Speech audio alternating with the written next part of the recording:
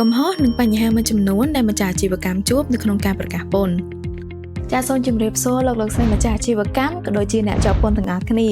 មួយរយៈកន្លងមកនេះគឺយើងសង្កេតឃើញថាម្ចាស់អាជីវកម្មមួយចំនួនគឺកំពុងតែជួបនៅបញ្ហាក្នុងការប្រកាសពន្ធដូចជាការប្រកាសពន្ធនៅមានភាពខ្វះចន្លោះនៅមានកំហុសឆ្គងនិងមិនទាន់ពេលវេលាជាដើមហើយទាំងអស់នេះដោយសារតែកត្តាមួយចំនួនដូចជា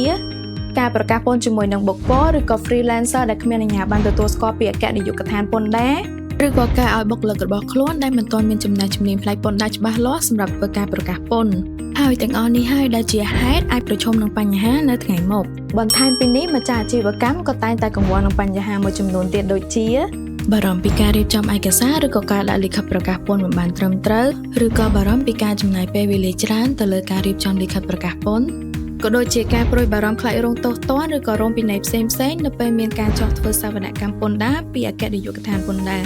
ចាជាសំណួរតើនៅពេលប្រកាសពន្ធរាល់ដងលោកស្រីតែងតែកង្វល់នឹងបញ្ហាទាំងអស់នេះមែនដែរឬក៏អត់ប្រសិនបើមានឈប់កង្វល់ទៀតទៅក្រុមហ៊ុន Fintech អាចជួយលោកអ្នកបានក្រុមហ៊ុន Fintech យើងគឺអាចជួយលោកស្រីបាននៅក្នុងការរៀបចំលិខិតដាក់ប្រកាសបង់ពន្ធប្រចាំខែក៏ដូចជាប្រចាំឆ្នាំឲ្យបានត្រឹមត្រូវនិងទាន់ពេលវេលាជាមួយនឹងក្រុមការងារដែលមានវិជ្ជាជីវៈច្បាស់លាស់និងមានបទពិសោធន៍ជាច្រើនឆ្នាំនៅក្នុងវិស័យមួយនេះបន្ថែមពីនេះ Fintech គឺជាក្រុមហ៊ុនមួយដែលមានអាជ្ញាប័ណ្ណទទួលស្គាល់ផ្សេងៗស្របទៅតាមច្បាប់នៃព្រះរាជាណាចក្រកម្ពុជា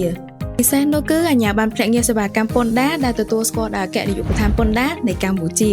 ក្រុមហ៊ុន Fintech គឺជាជម្រើសដ៏ល្អដែលជាភាពងាយស្រួលនៅក្នុងការសម្របសម្រួលផ្នែកពន្ធដារឲ្យបានត្រឹមត្រូវដែលអាចធ្វើឲ្យអាជីវកម្មរបស់លោកអ្នកដំណើរការដោយរលូនស្របទៅតាមច្បាប់នៃសារពើពន្ធនិងមិនព្រួយបារម្ភខ្លាំងនៅក្នុងការបង់ពន្ធនគរនានានោះឡើយចា៎ប្រសិនបើលោកស្រីមានចម្ងល់អ្វីបន្ថែមគឺលោកស្រីអាចធ្វើការតាក់ទងមកកាន់ក្រុមហ៊ុនយើងតាមរយៈ Facebook Page ផ្លូវការឬក៏តាមរយៈ Telegram ដែលមាន link នៅខាងលើក៏ដូចជាលេខទូរស័ព្ទទាំងពីរខ្សែរបស់ពួកយើងបានផងដែរ